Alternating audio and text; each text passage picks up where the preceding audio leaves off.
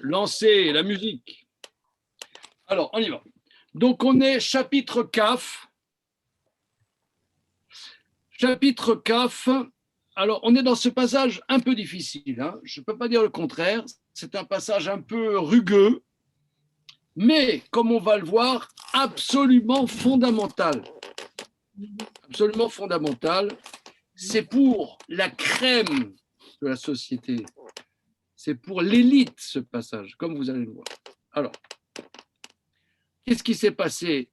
Avimelech, il dit, qu'est-ce que tu as fait? Pourquoi tu as dit que c'est ma sœur? Qu'est-ce que c'est cette catastrophe? Moi, je l'ai prise, je ne savais pas du tout. Alors, il dit oui, parce que tu sais, moi, je suis voué avec ma femme à des grandes pérégrinations et on est vraiment dans des situations délicates. Donc, je lui dis, regarde, la première chose que je te demande, s'il te plaît, dis que tu es ma sœur. Voilà. Alors, c'est ce qu'on a vu, le verset Yud Gimel. Là, on va faire maintenant le verset Yud Dalet. Verset Yud Dalet. Vaikar Avimelech, Son Uvakar, Vavadim Ushfachot, Vaiten le Avram, Vayashevlo et Sarah Ishto. Donc, Avimelech a pris Tson. Qu'est-ce que c'est Tson? Le petit bétail. Le petit bétail. Vakar. Bah, c'est le gros bétail. Oui, les vaches. Vavadim. Les servants, les serviteurs. D'accord, les serviteurs, les esclaves. Hein. Ou Shfachot. Des servantes, des esclaves femmes. Vaïten l'Avram, il a donné à Avram. Vayeshevlo et Sarah Ishto. Et il lui a rendu Sarah, sa femme. Bon, alors, ici, qu'est-ce qu'on voit? Il donne beaucoup de biens à Avram. Comme il va expliquer pourquoi. Il va expliquer pourquoi et il lui rend Sarah. Voilà. Verset Tet Vav. Vayomer Avimelech. Ine Artsi le Fanecha Batov Benecha Shev. Avimelech dit. Alors, on va traduire. Thierry, Bechavod. Alors,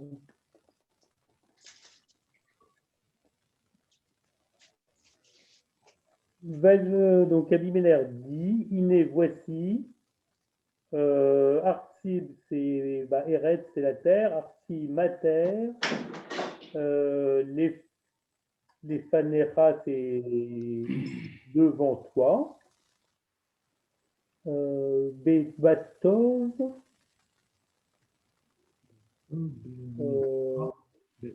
Batov, Benecha, Chev, assis-toi.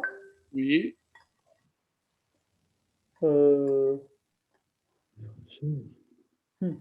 Batov Benecha, ça veut dire ou bien à tes yeux, ou c'est bien à tes yeux. Répète. Ou c'est bien à tes yeux. Ce qui est bien à tes yeux, c'est ça? Oui, c'est-à-dire, voilà. Installe-toi. Assis-toi là où ça te semble bon. À l'endroit qui te semble bon. Parce que Abraham, hein, c'était un bédouin avec sa famille. Il lui dit voilà, regarde la région, là où ça te paraît bien pour tes troupeaux, installe-toi, voilà, installe-toi. Où est-ce qu'ils sont passés là, les cailloux? J'ai coupé la vidéo parce que sinon tu m'entendais pas, j'ai l'impression. Mais... Non, ça va. Donc, installe-toi là où c'est bien pour toi. Donc, Avimelech, il ne le renvoie pas. Il dit, regarde, je te rends ta femme, mais moi, je ne te renvoie pas. Hein. Installe-toi, tu es le bienvenu. Voilà, tu es le bienvenu. Il dit Artsi. Ma terre est devant toi. Voilà, regarde ma terre et installe-toi. verset suivant. Alors, le verset suivant est difficile, très, très difficile. Où le Sarah Amar, Ine natati elef kesef leachir, Ine ulach kesut enaim, les kol asher itar, vet kol venochachat. Et à Sarah, il a dit, donc Avimelech maintenant s'adresse à Sarah, il a dit, regarde, natati elef kesef leachir, j'ai donné 1000 argent à ton frère. Ine ulach kesut enaim. C'est pour toi que sous tes naïm, quelque chose pour recouvrir tes yeux, c'est-à-dire pour te protéger, dit Rashi, pour te protéger, parce que les gens vont dire c'est une femme de mauvaise vie, c'est une femme de mauvaise vie, il abuse d'elle, il la jette dans la rue, bon, c'est une traînée. Regarde, moi, j'authentifie par les richesses que je donne à ton frère, puisqu'il vient de me dire que c'est ton frère, j'authentifie qu'en vérité, j'ai de bonnes relations avec vous. Je t'aurais bien gardé comme femme, mais comme Dieu m'a parlé, je te rends à ton frère qui est ton mari, et j'officialise cette situation que tu es une femme légitime et que j'ai énormément d'égards avec toi et je te respecte et je respecte aussi ton frère qui est ton mari en l'occurrence. Voilà. Excusez-moi, Rav Zidek, c'est Ariane. Je Oui. viens d'avoir ma maman et j'ai appris que je viens de perdre mon oncle. Comment? J'ai perdu mon oncle là qui était au plus mal. Il vient de décéder. Oui. Est-ce qu'on peut dédier cette étude en son nom? Oui, évidemment. C'est-à-dire, c'est le frère de ta maman? C'est le mari de ma tante, le mari de la sœur de ma maman. Monsieur Rosenzweig? Oui, Monsieur Volkovitch. Ah, Volkovitch, Monsieur Volkovitch, ah oui. Oui. Ah, je vois Alors, très bien qui c'est. son nom complet, parce que mon frère Mika nous l'avait donné il y a quelques jours, c'est Chaim Yirmiyahu Meir Fischer Ben Sarah. Peut-être que je vous envoie ça. Chaim. Chaim Yirmiyahu Oui. Meir Oui. Fischer Oui. Ben Sarah. Là, il vient juste de décéder là maintenant. Oui, aujourd'hui. Ah, d'accord. Je vois très bien, Baruch Dayané, mais je vois très bien, Monsieur Volkovitch, très très bien qui c'est. D'accord, ok. D'accord. Okay, bon, je reprends. Hein. Donc là, je reprends. Donc là, le Passouk dit, Avimelech dit à Sarah,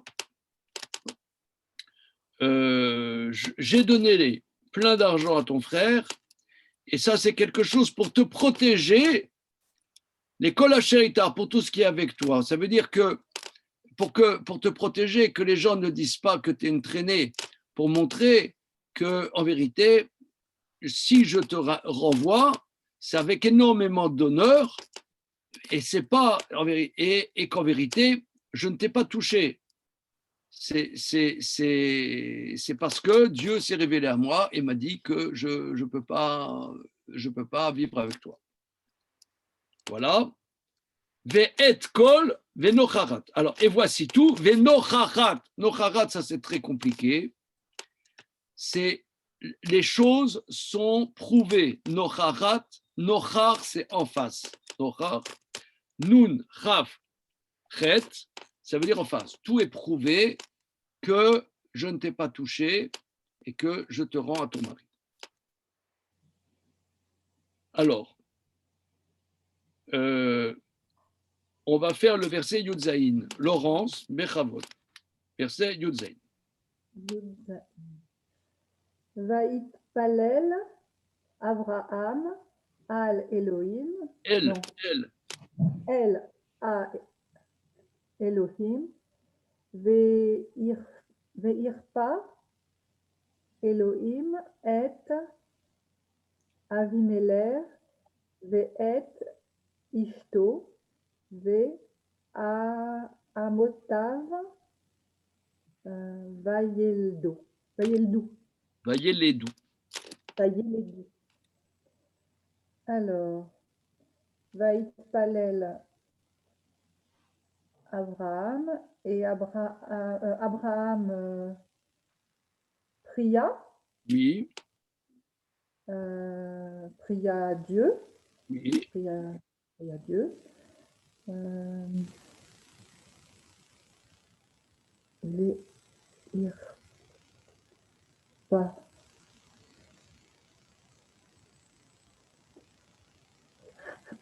Elohim est Ahimelech. Et Dieu guérit Abimelech. Oui, alors on peut analyser le mot. Bah, c'est comme refaire. Oui, c'est ça, très bien. Oui. Ve'et Abimelech, ve'et Ishto. Et sa femme. Oui. Et sa femme. Ve'amitav. Alors, non, ça c'est un peu compliqué. Hein. Ama, Bah, c'est dit, mais à part ça.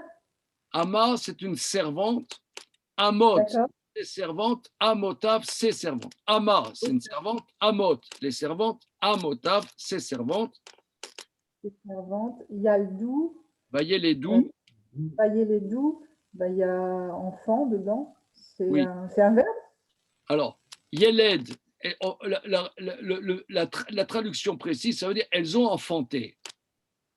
D'accord. Maintenant, les commentateurs disent, c'est pas qu'elles ont enfanté, c'est que la maladie qu'ils ont eue, toute la maison d'Avimelech, c'est que tous leurs orifices se sont bouchés. C'est-à-dire l'urine, les sphincters, tout s'est bouché. Vayeledou, ça veut dire que Onkelos traduit, ça s'est réouvert. Voilà, comme une femme qui accouche, ça s'ouvre. Donc là, les choses se sont ouvertes. Mais ce qui est impressionnant ici, Hachem avait dit à Avimelech, rends sa femme, il va prier pour toi. Mais il faut savoir que là, il a vécu un préjudice quand même terrible. Il a vécu un préjudice terrible. C'est que le type lui a chippé sa femme. Hein, quand même. Et il lui rend, en faisant amende honorable, en disant, voilà, je te respecte, je respecte ta femme, je ne l'ai pas touchée, etc. Donc, avec un grand respect, et Abraham prie. Et si Abraham n'avait pas prié, il serait mort, ils seraient tous morts. Donc, lui, il a prié. Mais essayons de nous mettre à la place. Est-ce que une telle attitude, c'est pour ça que ce passage, en vérité, est extrêmement important, comme on va le voir. Est-ce que quelqu'un, je ne sais pas moi, il nous fout en l'air quelque chose, il nous fout sur la paille, après, il demande pardon, il nous dédommage, disons, il nous dédommage, on dit, ok, d'accord, tu as dédommagé, maintenant on va te faire voir. Prier pour lui, est-ce que c'est compréhensible cette histoire? Est-ce que ça relève du même sentiment que son hospitalité? Il en fait pas, plus essayons de voir ensemble, parce que les Chachamim, dans le traité Baba Kama, en déduisent monts et merveilles de ce passage-là, de ce verset. Et je vais vous lire Maïmonide, comment Maïmonide ramène ça dans les lois de Teshuvah. Alors, s'il y en a qui s'y connaissent dans Sepharia, il y en a qui sont des séphariateux. Vous savez faire Sepharia? Dans Sepharia, dans Mishneh Torah, Ilchot Teshuva, Perek Gimel, Perek Bet, pardon, Perek Bet, Halacha Yud.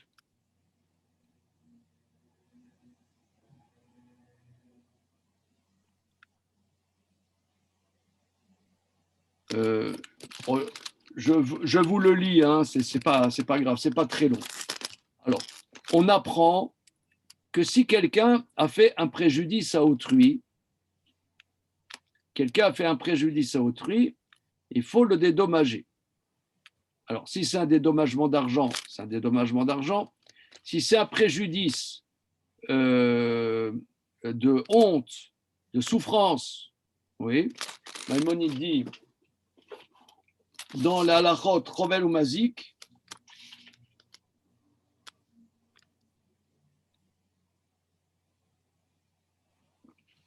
celui qui a blessé autrui physiquement, qui lui a fait un dégât, même s'il l'a dédommagé, il n'y a d'expiation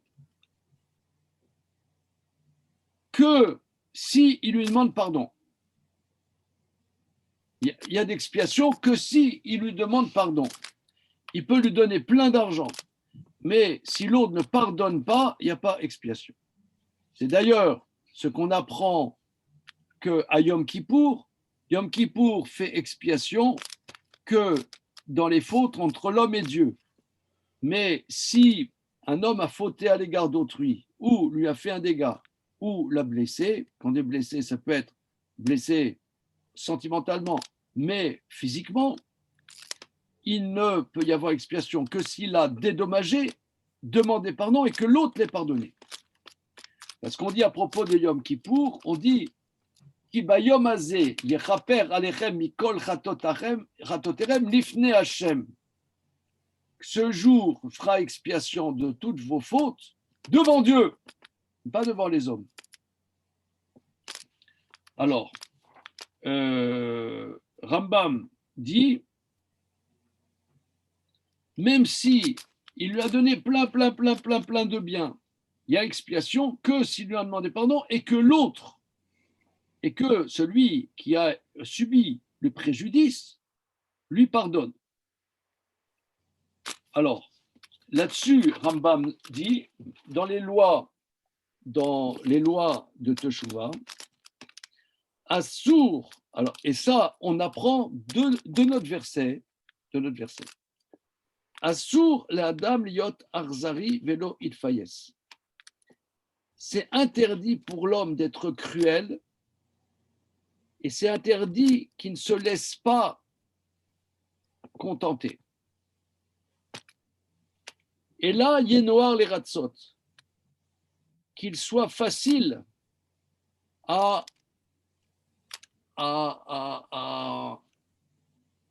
être contenté par le pardon de l'autre. Voilà, qu'il soit caché l'ichos, que ça soit lui dur pour se mettre en colère. Et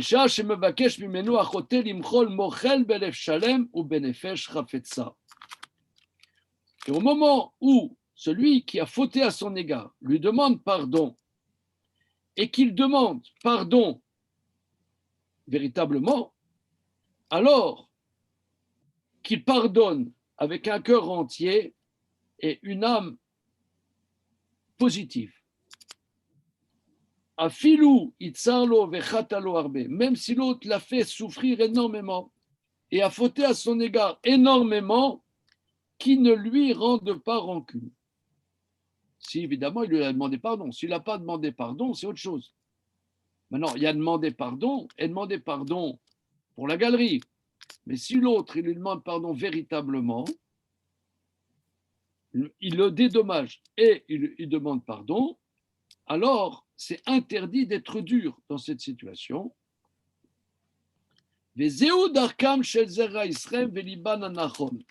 Ça, c'est l'habitude des enfants d'Israël et leur cœur positif. Et d'où est-ce qu'on sait? C'est quelque chose qui fait partie du peuple d'Israël. On l'apprend d'Abraham, parce que Abraham, cette histoire-là, c'est fondateur. C'est fondateur que Abraham, eh bien, l'autre lui a demandé pardon et a montré qu'il était vraiment franc dans cette histoire. L'autre, il était il était dans la panade avec toute cette maladie terrible, il allait mourir. Eh bien, Abraham a prié, mais pour prier, on en a déjà parlé moult fois, il faut s'y mettre. C'est pas, on ne demande pas à Dieu, please, t'as pas 100 balles. C'est prier, c'est prier. Il faut s'investir dans sa prière. Abraham s'est investi dans sa prière. S'investir dans la prière. D'ailleurs, quelqu'un la semaine dernière l'a dit, on a vu d'ailleurs que Moshe avait prié pour Pharaon aussi. Quelqu'un a dit ça la semaine dernière, très justement. Je n'avais pas tellement réagi. Mais on voit qu'il y a une nécessité que de pardonner et de s'investir même, et de ne pas être cruel. Et Maïmonide rajoute, mais les idolâtres incirconcis du cœur, Enam Ken, ce n'est pas comme ça, et Evratam Shamra Netzar, leur rancune est éternelle. Alors, j'aimerais voir avec vous qu'est-ce qu'il y a ici de très particulier. Abraham, ici,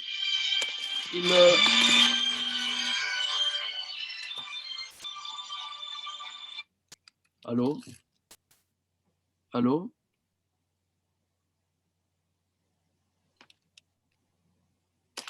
Oui. Abraham, là, on voit qu'Abraham, ce passage-là qui prie pour Avimelech, il y a quelque chose de fondateur. Si vous voulez, Abraham, dans Abraham, il y a le mot Av, c'est le patriarche.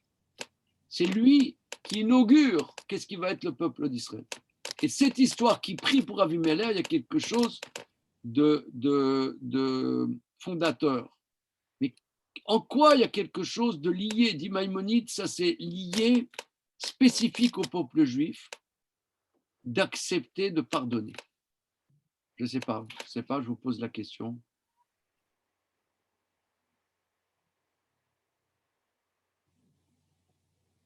C'est pas facile de pardonner à quelqu'un qui nous a fait de la poisse. C'est pas facile. Qu'est-ce que vous en pensez? Peut-être tout le monde a toujours été sympa avec vous. Tout le monde a été aux petits oignons avec vous. Mais Quand on arrive à pardonner, on arrive à se libérer soi-même aussi. comment? Quand on arrive à se libérer, à pardonner, on arrive à se libérer aussi. On peut avancer vers autre chose et arrêter d'y penser, non? Alors, il y a deux choses. Si l'autre ne te demande pas pardon, c'est interdit de pardonner. Oui, d'accord. Oui, oui. Hein? Si l'autre ne te demande pas pardon, là, on ne parle pas de ça. On parle que l'autre te demande pardon. C'est de ça dont on parle. Avimelech, là, il est franc, il est franco, il est franc-jeu avec Abraham. Mais ici, Maïmonide nous dit, et c'est le Talmud dans le traité Baba Kama, il y a quelque chose d'exceptionnel ici. J'aimerais voir avec vous qu'est-ce qu'il y a d'exceptionnel. Essayons de nous intérioriser. Nous, si ça nous arrive, comment on voit ça? Pardonner à son ennemi. Oui, mais si l'ennemi demande pardon. Parce que, vous savez, là, quand l'autre joue, ça, c'est pas de chez nous. C'est pas ça. Hein? Encore faut-il que l'autre demande pardon.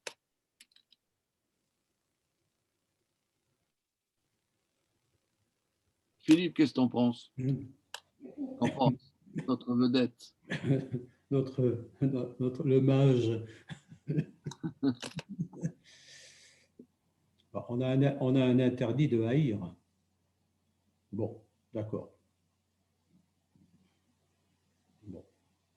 Et Maïmonide dit, l'idolâtre, il ne peut pas pardonner. Est-ce que vous avez l'expérience de ça?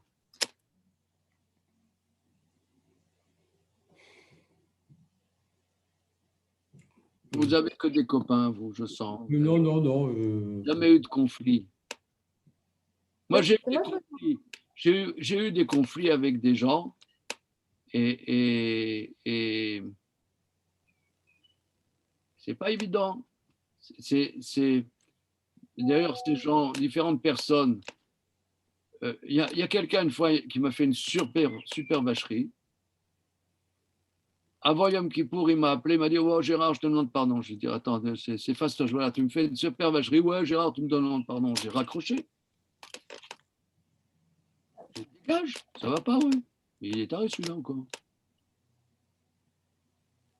Non, mais ça va pas, tu demandes pardon, je te demande pardon. Dégage. Mais t'es taré ou quoi?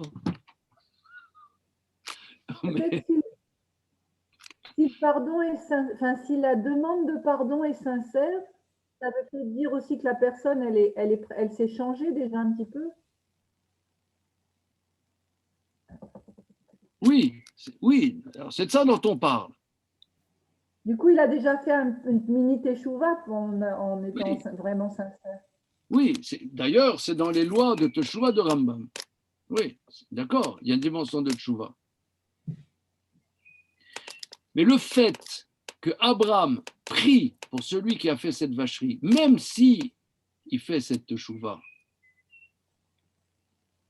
là, Maïmonide relève, à la suite de la Gemara dans Bava Kama, qu'il y a quelque chose ici qui n'est pas évident. Parce qu'Abraham parle avec Dieu, il est en relation avec lui. C'est exactement comme si c'était Dieu qui parlait.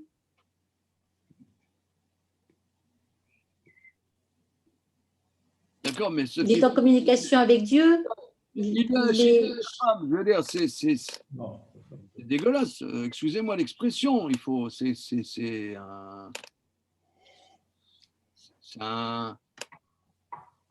odieux. Mais on ne peut pas se comparer à Abraham parce qu'il a un cœur, il a quelque chose, on ne peut pas se comparer à lui. Nous, humains, tout ce qu'il fait, c'est à la limite. Justement, les sages apprennent de ce passage des lois. C'est ça ce que je veux voir avec vous.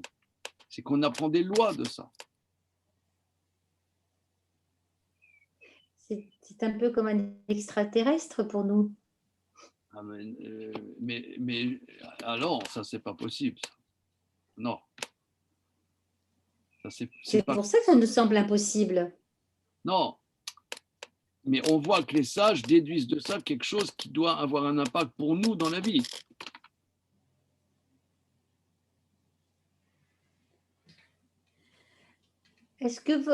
Permettez-moi de vous poser une question. Est-ce que votre belle-mère a-t-elle pardonné aux Allemands, aux nazis? Jamais. On n'a pas le droit de pardonner aux Allemands. On n'a pas le droit de pardonner? Pas le droit de pardonner aux Allemands.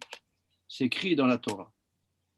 Que Dam Avadecha, c'est écrit dans la Torah. Excusez-moi, je vous sors le verset. On n'a pas le droit de pardonner à ceux qui nous ont persécutés. C'est interdit. Voilà. C'est à la fin du chant de Hazinou dans Dvarim, qui Dam Avata Vikom, le sang de ses serviteurs, il vengera.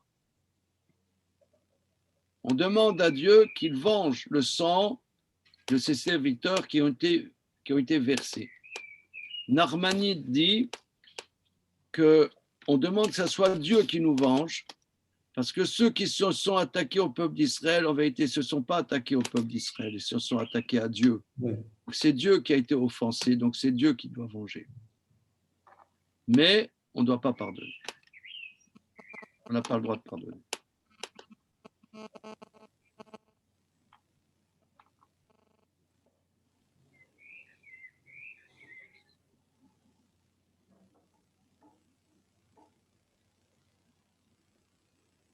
Et c'est impardonnable.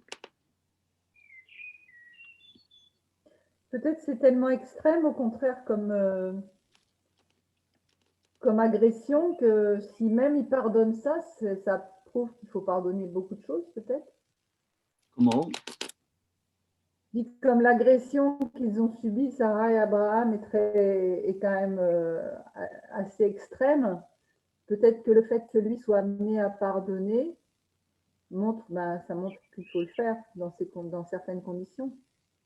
C'est pour qu'on se pose la question. Oui, non, c'est juste. Mais ce que dit Maïmonide, pourquoi l'idolâtre, dans une telle circonstance, ici, c'est un signe qu'Abraham, c'est quelqu'un qui sert Dieu. Mais l'idolâtre, il n'est pas capable de faire ce qu'a fait Abraham. Pourquoi l'idolâtre, c'est pas possible qu'il fasse ce qu'a fait Abraham ici. Et nous, c'est quelque chose de fondateur, ce qu'il a fait Abraham. En même temps, il y a Dieu qui est intervenu aussi, ils étaient deux. Alors quoi? Avec la maladie, le signe de Dieu, il apparaissait et il a disparu. Donc ça prouvait aussi que... Mais il a disparu parce que c'est Abraham qui a prié. Si Abraham n'avait pas prié, il serait mort. Ah oui. Et inversement, si ce n'était pas Dieu qui s'en était mêlé pour guérir, ce serait ni pour l'affliger, ni pour l'enlever. Non? Je ne sais pas. Je sais pas. Donc, comme les idolâtres, ils n'ont pas cette foi en Dieu, c'est sûr que Dieu ne peut rien faire pour... Oui, il y a quelque chose à fouiller là, c'est juste. Ils ont Quelque pas chose à la- fouiller. ils ont pas la C'est-à-dire, vous voyez, par exemple, je ne sais pas si vous avez entendu que dans la Torah, on n'a pas le droit de tuer. Vous avez entendu parler de ça, quoi. Ouais. Je ne sais pas, est-ce que vous avez déjà eu envie de tuer, Thierry, tu as déjà eu envie de tuer quelqu'un? Tous les jours. Comment? Tous les jours.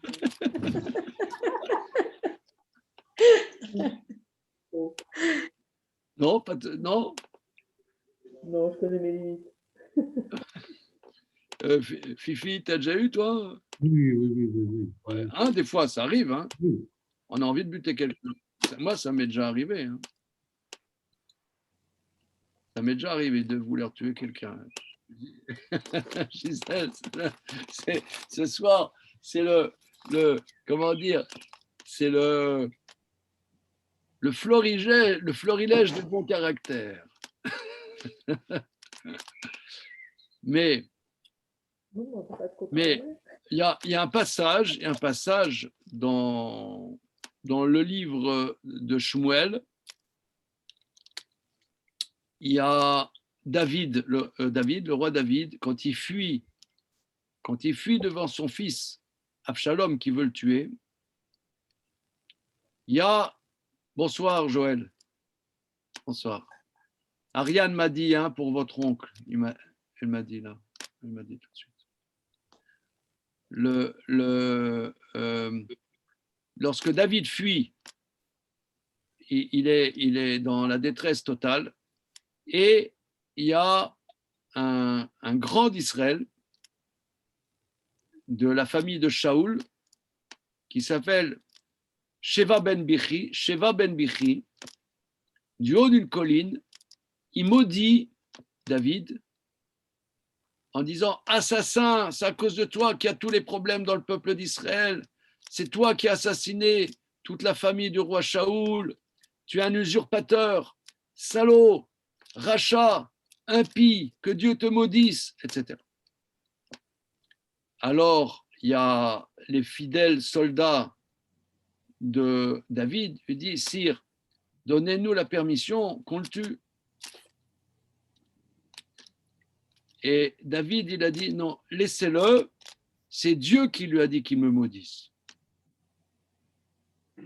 C'est-à-dire que si des fois on a une adversité, parce que des fois, la vie, elle ne marche pas tout le temps comme on l'entend. Nous, on a un projet, on est dans un mouvement, on veut faire quelque chose, on est dans une certaine dynamique.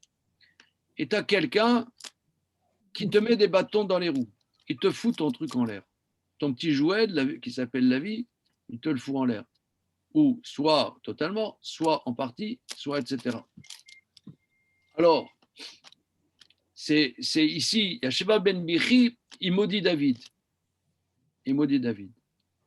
David, il dit, Dieu en vérité, c'est par l'intermédiaire lui, ça n'est qu'un intermédiaire. Dieu, c'est Dieu qui m'en veut en vérité dans cette histoire.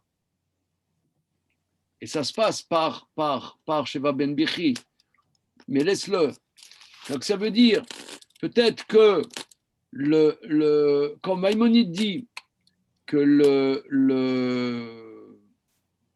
ça fait partie du peuple d'Israël de savoir pardonner à bon escient, de savoir pardonner quand il faut,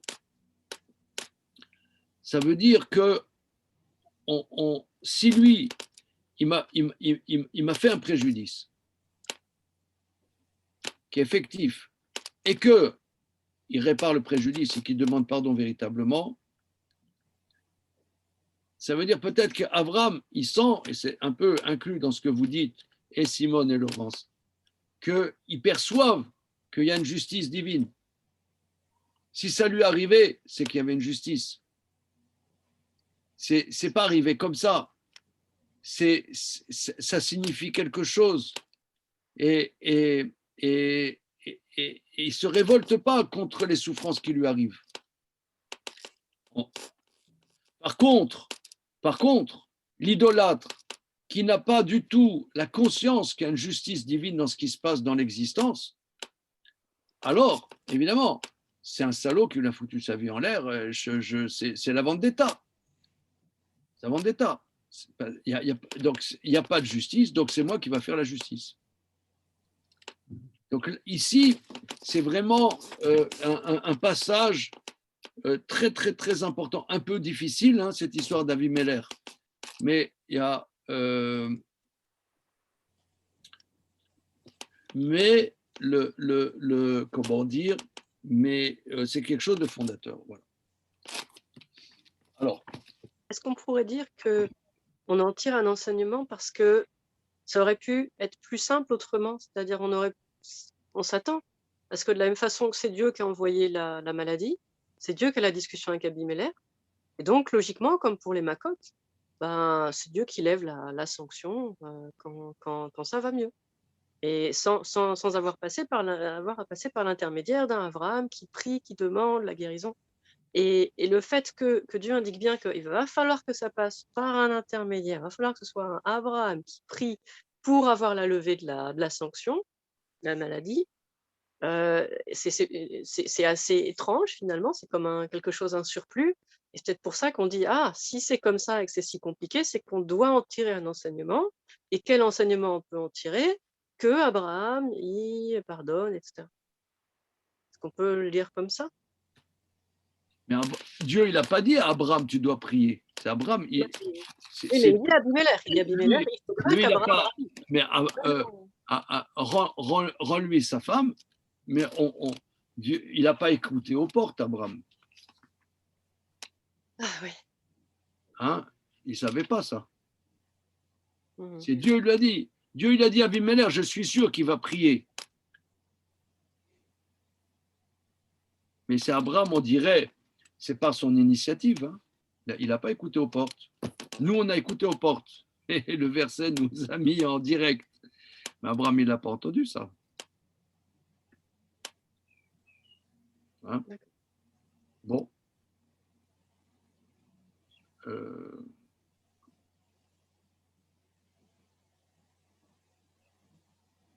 Ok, on va faire le verset Yutret. Alors, pourquoi il a prié qu'ils ont guéri? Qui atzor atzar Hashem bead kol rechem le bet Avimelech al devar Sarah et chet Abraham. Car Dieu avait atzor. Qu'est-ce que ça veut dire atzor?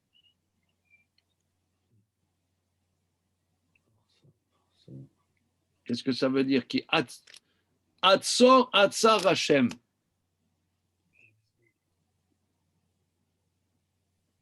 Là, les cailloux, ils me comment dire, ils me désappointent. Je suis désappointé par les cailloux. Comment on dit stop en Israël? Atzor. Alors Arrêtez. Alors arrêtez, stop. J'ai pensé que c'est parti. Comment? J'ai pensé au début, puis après c'est parti. J'ai dit non, c'est pas ça, je vois pas ce que ça vient faire là. Mais voilà, stop. car Dieu avait stoppé Kol Rechem, toute matrice, dans la maison d'Avimelech, à devoir Sarah, à cause de Sarah, la femme d'Abraham. Voilà. Donc, le tout était fermé à cause de parce que effectivement, c'était pour indiquer aux Philistins, que c'était pour une histoire qui était une histoire de mœurs, qui serait dans les organes génitaux. Dieu avait fermé tous les organes génitaux. Voilà. Alors maintenant, on va commencer un nouvel acte, oui, extrêmement important. On va prendre le verset Aleph du chapitre Kaf Aleph. Philippe, est-ce que tu peux lire le verset Aleph? Vadonai pakad et Sarah, kacher amar vayas, Hachem le Sarah, kacher diber. Entre parenthèses, ce que nous allons lire, c'est le texte de la Torah qu'on lit à la Choule le premier jour de Rosh Hashanah. Traduisons. Va Hachem, et Hachem, pakad et Sarah, pakad, il s'est montré. Non. Alors, c'est un peu difficile. Il s'est exprimé. Alors, c'est un peu difficile. Regardons Onkelos. Quand on ne comprend pas bien, on regarde Onkelos. Vous allez me dire, c'est encore plus compliqué puisque c'est en araméen. Eh oui. Alors, Vachem de rire yatsara. De rire en araméen, c'est comme zachar, se souvenir. De rire. Donc, Hachem, parce que en araméen, souvent le dalet, c'est comme un zaïn en hébreu. Zahir, il s'est souvenu. Va Hachem, pakad. Donc, Hachem s'est souvenu de Sarah. Kacher Abar Vayas. Kacher Amar, virgule. Kacher Amar, comme il a dit. Vayas Hachem le Sarah Kacher Diber, il a fait à Sarah ainsi qu'il avait dit. Voilà. Alors, pourquoi on dit... Alors, le mot pakad, ouais, pakad, en vérité, c'est porter son attention à. Par exemple, un pakid, en hébreu moderne, c'est quelqu'un qui a une mission. On lui donne une mission, c'est un pakid. Encore, on voit par exemple les pécoudés et les pécoudés à Mishkan. Voilà les comptes du Mishkan. Quand on fait les comptes, on porte son attention bien précisément. Donc, pakad, c'est porter son attention précisément. Donc, Dieu a porté son attention. Pourquoi on dit ça, Rosh Hashanah, premier jour de l'année? Parce que justement, si on peut s'exprimer ainsi, dans ces jours redoutables, on reprend un lien, une proximité avec Dieu, et Dieu, quelque part, se rapproche de son humanité. Nous, on se rapproche de Dieu, Dieu se rapproche de nous. Donc, pakad, c'est porter son attention à. Dieu a porté son attention à Sarah, comme il a dit, et il a fait à Sarah comme il a parlé. Alors, c'est une redondance, hein, on dirait que c'est une redondance. Rashi explique que porter son attention, c'est la fécondation, et il a fait, c'est l'accouchement. Parce que ici, il y a quand même qu'une femme de cet âge, qui a 89 ans, qu'elle soit fécondée, c'est moderne, si on peut s'exprimer ainsi, mais que cette grossesse arrive à terme, c'est encore une deuxième paire de manches. Que cette grossesse arrive à terme, c'est quand même donc c'est deux étapes différentes. Ça, c'est Rashi. Alors, Rashi aussi relève que c'est écrit Vachem Pakad et Sarah. Pourquoi c'est pas écrit Hachem Pakad et Sarah? Pourquoi c'est écrit Vachem Pakad et Sarah? Pourquoi c'est écrit et Hachem? Allô? Oui? Oui, excusez-moi, je suis en cours. Je suis en cours. Rappelez-moi demain matin. Okay. Alors, donc, pourquoi s'écrit Va Hachem? Rashi nous dit, c'est pour faire le lien entre ce qui se passe ici et ce qui s'est passé d'avant. La Gemara apprend d'ici, et Rashi le rapporte, que Abraham et Sarah, ils n'avaient pas d'enfants. Mais le fait qu'il a prié pour Avimelech, dont tous les orifices génitaux et urinaires et tout ça étaient fermés, et les organes génitaux et des hommes et des femmes étaient fermés, que lui, il a prié pour que ça s'ouvre, celui qui prie pour un autre, et que lui-même, il a besoin de ce pourquoi il prie pour l'autre, eh bien, il est répondu.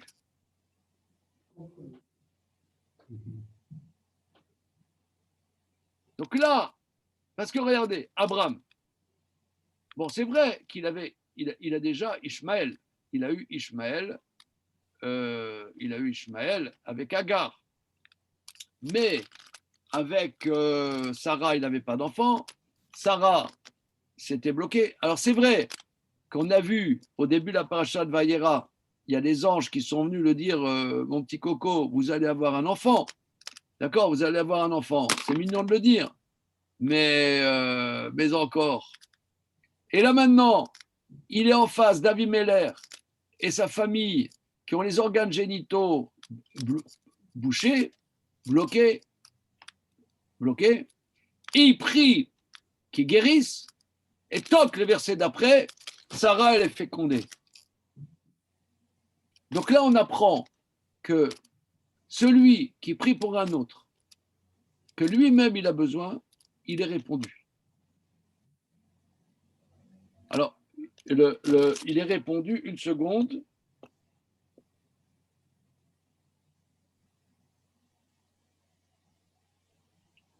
Alors, il est répondu avant même l'autre. Rachid dit pourquoi? Parce que c'est pas, ça aurait pu être écrit Vaïfkod Hachem et Sarah.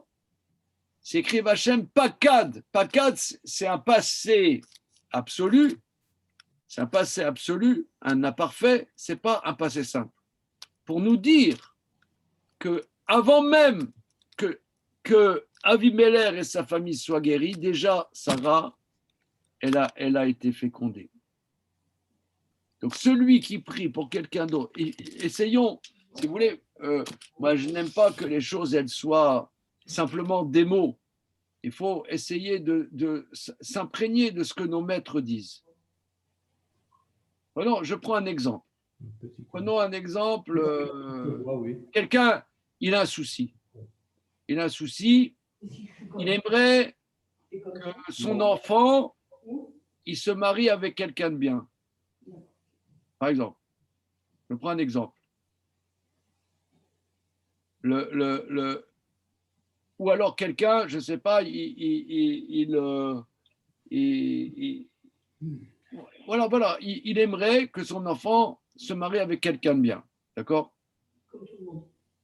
Et il y a quelqu'un d'autre qui lui a dit « Oh là là, j'ai des soucis en ce moment, j'ai hyper de soucis, j'ai ma fille, j'arrive pas à la marier, j'arrive pas à trouver quelqu'un de bien, et machin, bidule. » Alors, elle dit, ok, je vais prier pour toi.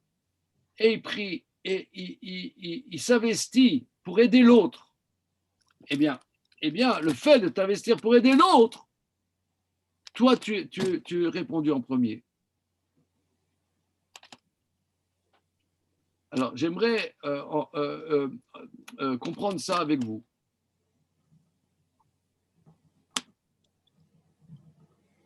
Ça, mon épouse, elle dit souvent ça, parce qu'au fil des années, il y a eu des jeunes filles qui venaient chez nous, et il y en avait, elles désespéraient, elles n'arrivaient pas à se marier, à Zoï, machin, à droite, à gauche, machin, elles n'arrivent pas à se marier. Elles étaient l'âme en peine, tristounettes, etc. Alors, mon épouse, elle a dit plusieurs fois à l'une et à l'autre, regarde, aide les gens, ça veut dire, tu vois, par exemple, tu as une femme, elle a des enfants en bas âge, eh ben, aide-la à promener ses enfants, à lui faire des courses, que sais-je, et comme ça, tu trouveras une solution. C'est-à-dire, si soit on est enfermé sur son problème, il n'y a pas de solution. Mais là, qu'est-ce qui a été… C'est vrai, les anges, ils avaient dit, attends, l'année prochaine, vous aurez un gosse.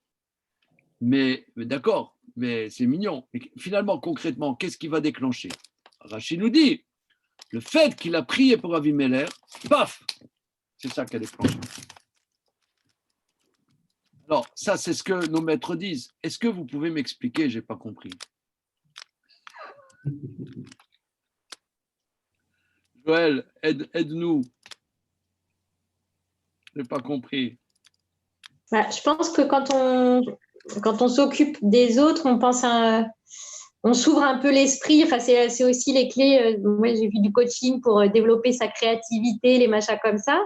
Et ce qu'on te dit, c'est qu'il faut se déconnecter, aller marcher, faire des courses, enfin, passer à autre chose pour qu'en arrière-plan derrière, il y ait des choses qui puissent se débloquer sans que tu y penses, en fait.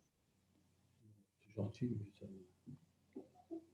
Oui. C'est un peu moins se centrer. Ça n'a rien à voir. Comment? Il n'est pas content. Mon copain, il n'est pas content. Il n'est jamais content, d'ailleurs. Bah, le lâcher prise, hein, tu sais, des fois, c'est bien aussi. Demander pardon. Alors, non, oui, non, ça veut dire quand la personne est obnubilée sur son problème, c'est sûr que ça ne va pas se débloquer. Donc ça, j'entends très très bien.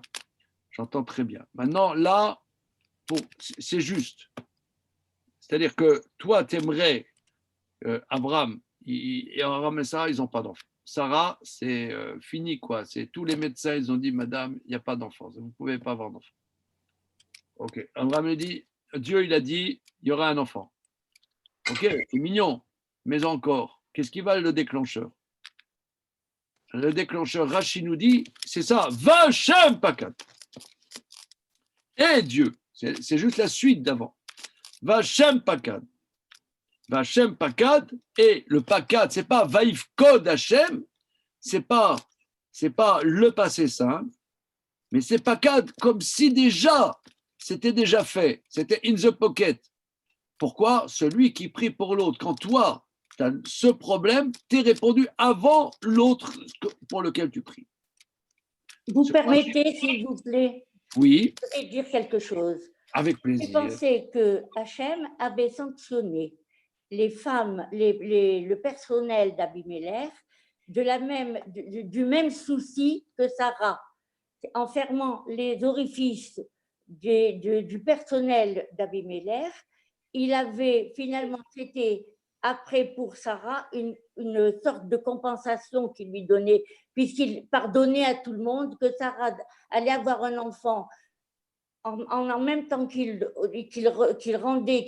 rouvrait tous les orifices. Il rendait possible aussi l'enfantement de Sarah. Oui, j'entends quelque chose dans ce que vous dites.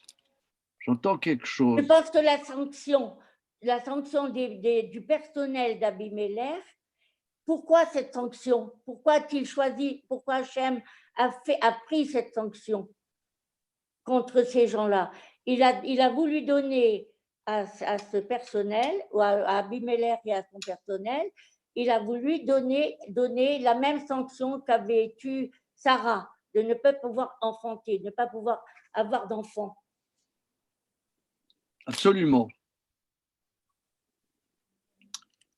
C'est-à-dire, ici, il y a un genre de clé de la bénédiction. Comment la bénédiction, elle vient? Par exemple, les sages... La bénédiction vient du pardon d'Abimelech qui a montré sa bonne foi, qui a montré qu'il était sincère dans ce qu'il faisait en voulant protéger Sarah. Et donc, c'est ainsi. Oui. Maintenant, peut-être, moi, j'entendrai un peu, si vous voulez, c'est impressionnant que c'est le même problème. Qu'est-ce qu'ils avaient? C'est le même problème que Abraham et Sarah ont. Ça, c'est juste. Oui, ils ont eu le même problème, autant le personnel d'Abimelech que Sarah. Donc, il a voulu les punir du souci qu'avait Sarah. Oui. Si vous voulez, on essaie de délirer ensemble. Parce que quand c'est. Et je crois qu'on délire, là, pour de bon. Délirons. Est-ce qu'on pas dire pourquoi Sarah, moi, j'ai été étonnée, je ne vous cache pas qu'en traduisant ce texte avec vous, j'ai été étonnée de la sanction, que ce soit la même pour les uns. Absolument. Si vous voulez, moi, ça m'évoque, une seconde, Laurence, ça m'évoque quelque chose, ça m'évoque la chose suivante. Les sages, ils disent que celui qui encourage quelqu'un à donner à la tzedaka a plus de mérite que celui qui donne à la tzedaka. Oui. Par exemple, il y a encourager quelqu'un à donner à la tzedaka et que la personne donne, il y a quelque chose de plus que celui qui donne. On voit aussi celui qui répond Amen à une bénédiction, ça a plus de mérite que celui qui fait. Donc c'est un peu, on dirait un truc comme ça. Oui, c'est des échanges. Un truc indirect.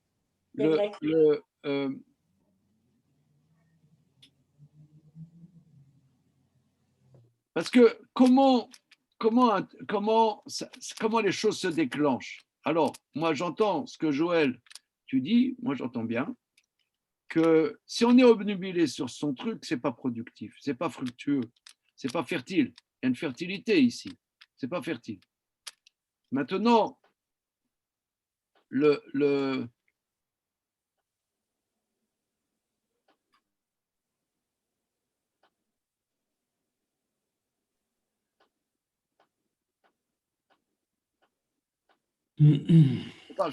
comment c'est en s'impliquant dans la fertilité finalement d'Abimelech et compagnie, en s'impliquant et en se mettant corps et âme dans sa prière, parce qu'une prière, c'est corps et âme.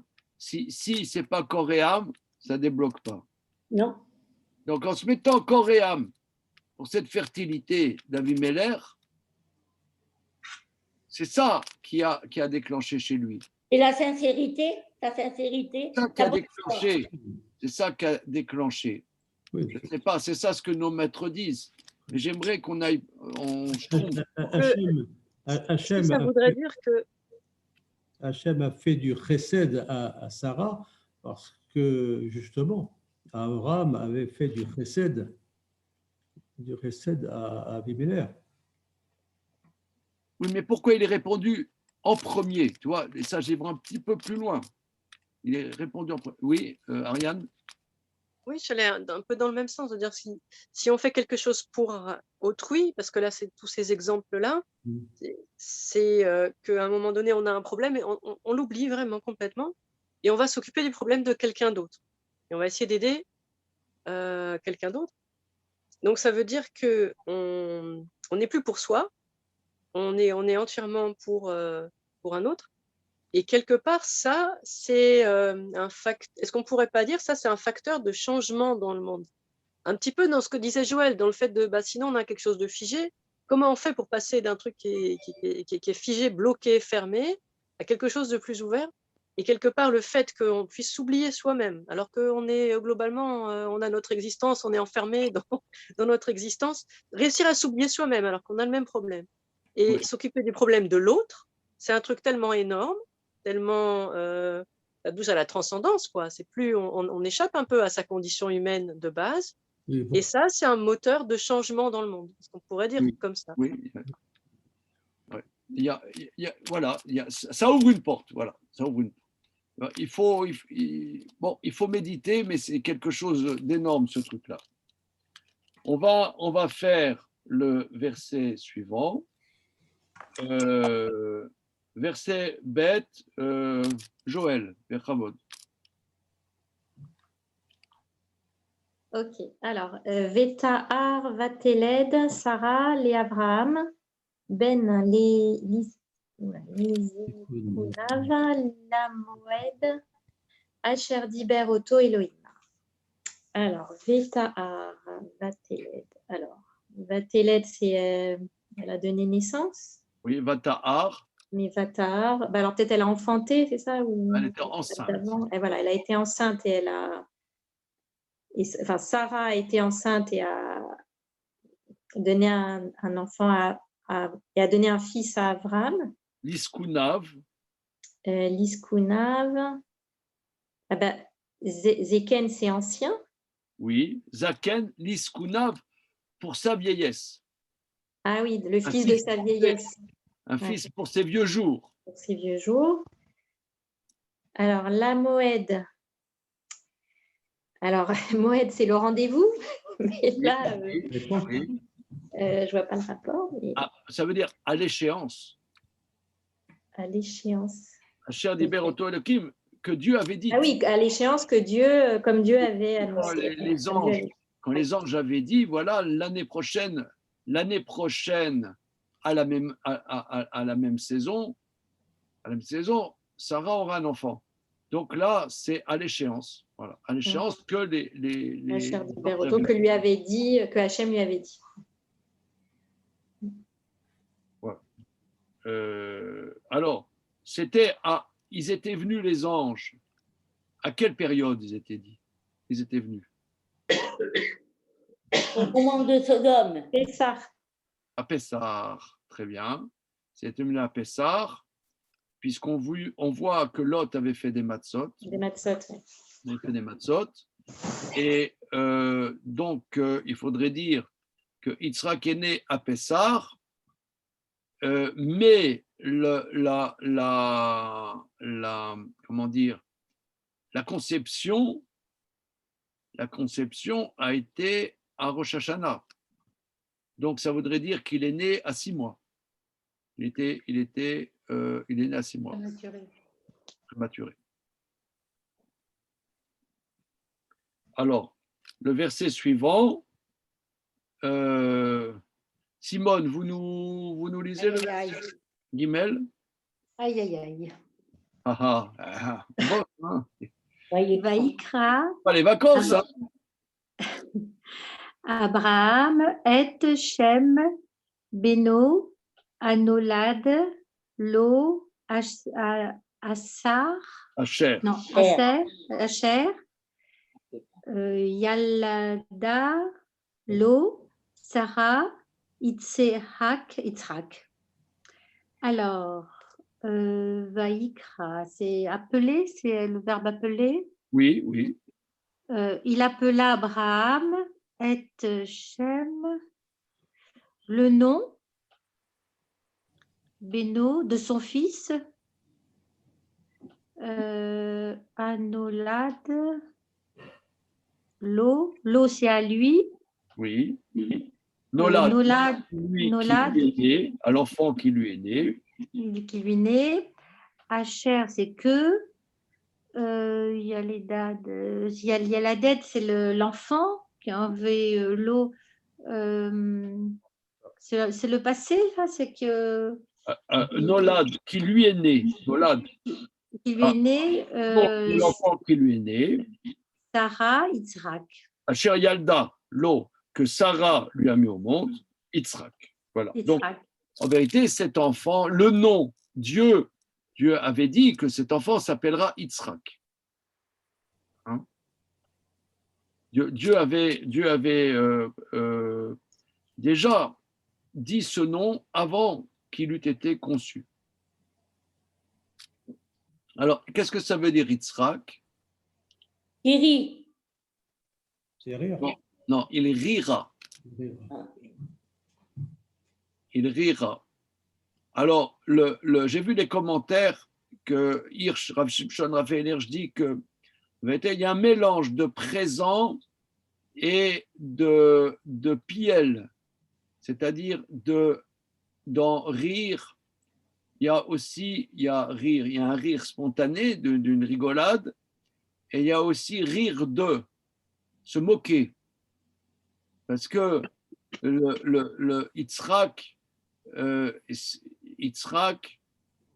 c'est le premier qui est né juif, puisque Abraham, quelque part, il a eu une mutation, il s'appelait Abraham, il est devenu Abraham, il a eu la circoncision.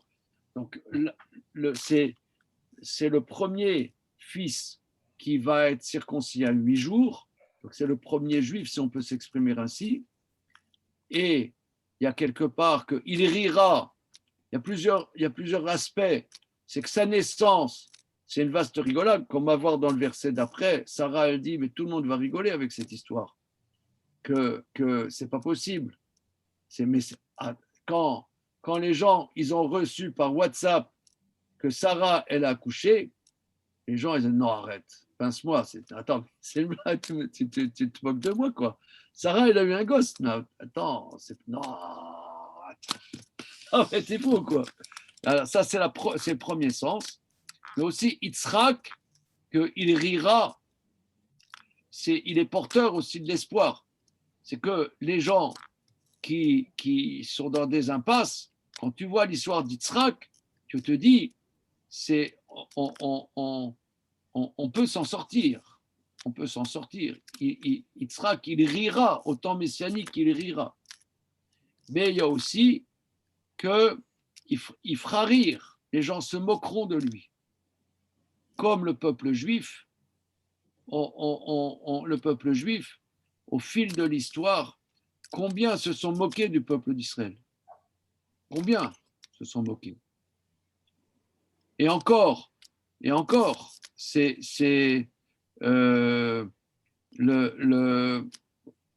très très ambigu. Encore aujourd'hui, je ne veux pas rentrer dans l'actualité de l'actualité, c'est trop compliqué. Mais disons, on se moque de nous régulièrement.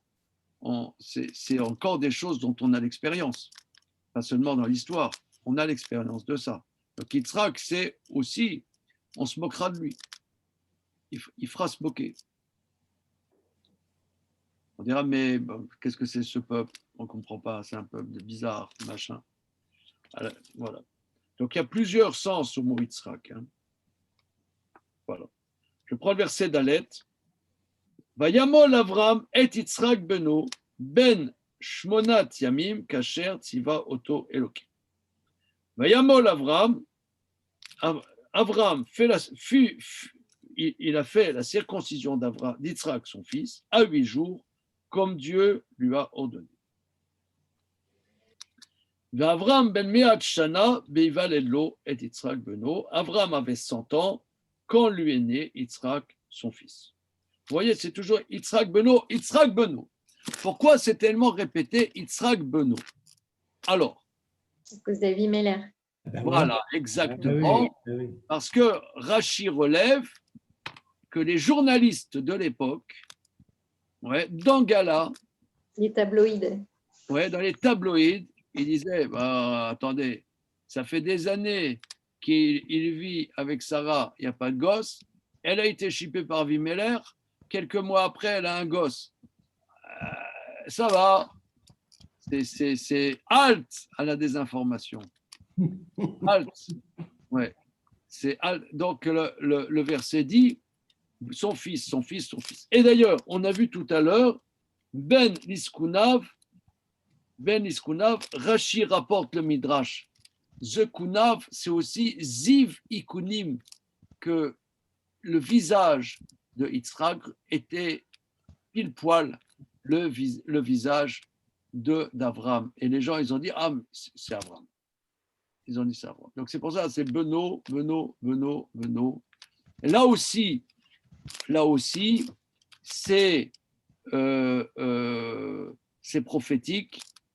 C'est prophétique parce que toujours on accuse le peuple juif de ne pas être le peuple chouchou de Dieu. Est-ce que vous avez déjà parlé avec des islamistes? Non? Ariane, non? Des musulmans pratiquants, Oui. mais islamistes. Enfin, des pratiquants, bien pratiquants. Ouais, pratiquants, oui. Ouais.